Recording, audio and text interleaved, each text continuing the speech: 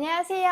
아연입니다. 오늘은 신혼여행에 대해서 얘기를 해볼까 해요. 23년도 9월에 여행을 갔다 왔는데 제가 직접 겪은 내용 위주로 얘기를 해볼까 합니다. 큰 주제로 말씀드리면 월별 신혼여행지 추천, 결정할 때 고려해야 할 질문, 신혼여행지 베스트 10, 우리가 골랐던 신혼여행지와 이유, 다시 신혼여행을 간다면 여행 루트, 여행 경비, 파리 스냅을 추천하는 이유, 여행할 때 유용했던 어플, 더 좋은 추억을 만들기 위한 준비물 추천, 만족했던 기념품 순으로 말씀을 드릴게요. 먼저 월별 신혼여행지를 추천하면은 짜라라 이렇게 정리를 해보았어요. 하지만 여러분의 취향과 목적에 따라서 여러분들이 원하시는 여행지를 가셔도 괜찮아요. 신혼여행이니까. 주로 휴양을 갈지 관광을 할지 고민을 먼저 해보시는데요. 여행지를 결정할 때 고려해야 할 질문을 몇 가지 준비를 해보았어요. 먼저 첫 번째, 여행 예산과 여행 기간은 어떻게 내실까요? 예산에는 항공, 식사, 숙박, 액티비티 등 다양한 항목에 따라서 정하시는 것이 좋아요. 두 번째, 어떤 종류의 여행을 선호하시나요? 휴양지, 관광, 자연, 액티비티 등 다양한 것을 고려하실 수 있겠죠? 세 번째, 특별히 관심 있는 활동이나 장소가 있나요? 스노클링, 와인 투어, 유적지 방문, 스카이 다이빙, 서핑 등 특별히 즐기고 싶은 활동이 있는지 생각해보세요. 네 번째, 이전에 방문한 적이 없는 새로운 곳이나 과거에 갔던 곳 중 다시 가보고 싶은 곳이 있나요? 특별히 추억이 있는 장소나 두 사람이 모두 좋아했었던 장소를 고르는 것도 좋아요. 다음은 신혼여행지 베스트 10입니다. 요즘 뜨고 있는 나라와 많이 찾아주시는 여행지를 정리해보았는데요. 여행지에 따라서 여행하기 좋은 시기, 특징, 추천 활동 등을 정리해보았어요. 자, 그럼 저희가 어떤 여행지를 결정했는지 말씀을 드릴게요. 저희가 선택한 여행지는 파리, 마요르카, 바르셀로나입니다. 일주일 정도 다녀왔는데요. 이전에 유럽 여행을 갔다 온 적이 있는데 그중 좋았던 나라와 아쉬웠던 나라를 꼽아서 여행지를 결정했어요. 바르셀로나는 날씨, 기온, 그때 만났던 사람과 음식 등 모든 것들이 다 좋았고, 파리는 에펠탑을 가까이 못 본 게 너무 아쉬워서 파리랑 바르셀로나를 넣었고요. 더불어 마요르카를 여행지에 추가한 이유는 바로 언뜻 봤던 이 사진 때문이었어요. 이 사진은 칼로데스 모르라고 유명한 해변인데요. 요시고 사진전으로 유명하답니다. 마요르카는 유럽인들의 신혼여행지로 요즘 뜨는 만큼 한국인보다 외국인이 훨씬 더 많았습니다. 다시 신혼여행을 간다면은 마요르카를 꼽을 것 같아요. 우리나라 제주도의 2배 정도의 크기를 갖고 있는 섬나라라 소도시도 많고요. 가까운 곳에 바르셀로나가 있어서 관광도 가능하답니다. 하지만 저희처럼 뚜벅이로 이동을 할 경우에는 이동이 조금 힘들 수가 있어서 가능하시면 렌트하셔서 여행하시기를 추천드려요.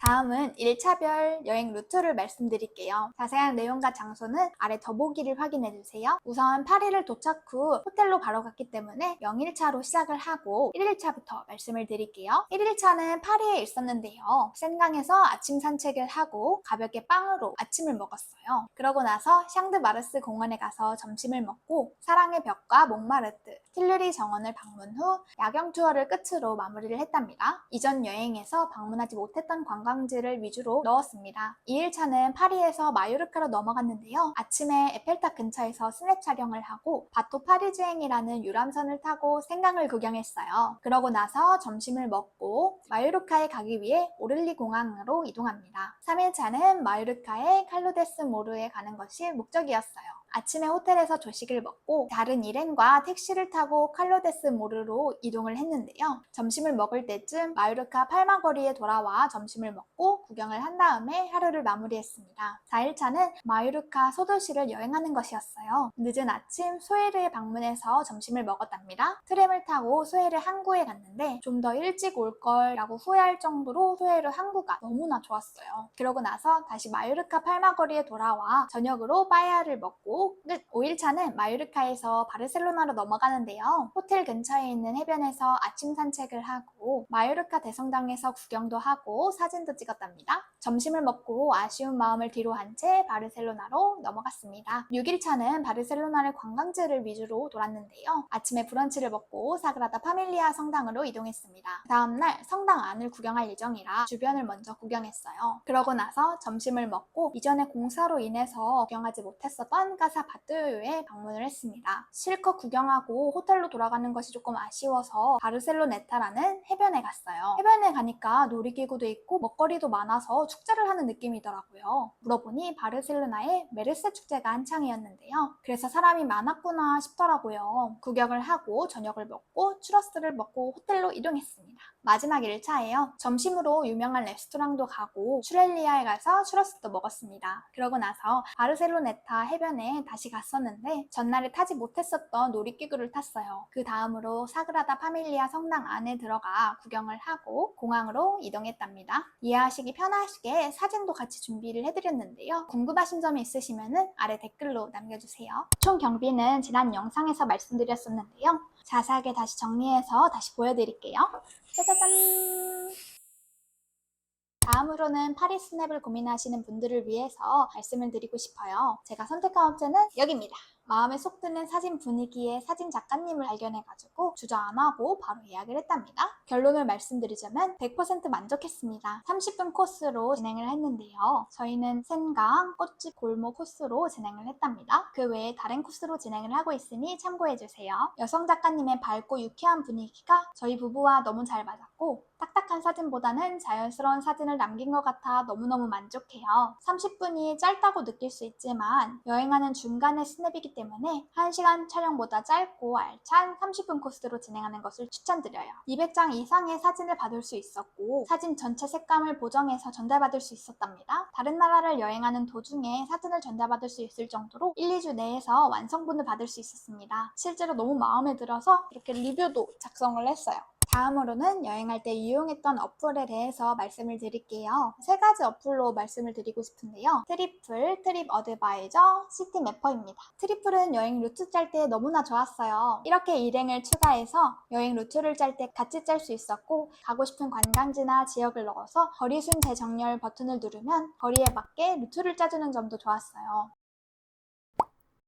추가로 원하시는 곳이 검색이 되지 않는다고 해도 구글맵에 주소를 넣어서 장소를 추가할 수 있었고요. 여행할 때 제일 유용하게 사용했던 점은 이렇게 거리가 적혀있는 화살표를 누르면 구글맵과 연동이 돼서 루트를 확인하실 수 있답니다. 다음은 트립 어드바이저입니다. 트립 어드바이저는 맛집을 찾는 데 유용했었는데요. 리뷰, 사진도 바로바로 확인이 가능해서 뭐 먹지 하면은 바로 트립 어드바이저 어플을 켰던 것 같아요. 마지막으로 시티맵퍼라는 어플입니다. 이 어플은 파리를 여행하시는 분들을 한정해서 말씀드리고 싶은데요. 파리의 대중교통을 쉽게 이용할 수 있게 도와주는 어플이랍니다. 버스, 지하철 등 모든 교통수단을 포함하고 최적의 경로와 실시간 교통이 반영된 자료를 확인할 수 있었어요. 추가로 웹사이트 하나 추천드리자면 나라별 날씨를 확인할 수 있는 웹사이트인데요. 대략적으로 방문 예정인 날짜의 날씨를 확인할 수 있어 여행 계획을 짜기 좋았답니다. 내년 날씨도 미리 볼 수 있었어요. 하지만 날씨는 실시간으로 바뀌는 거기 때문에 참고 자료로만 사용해주세요.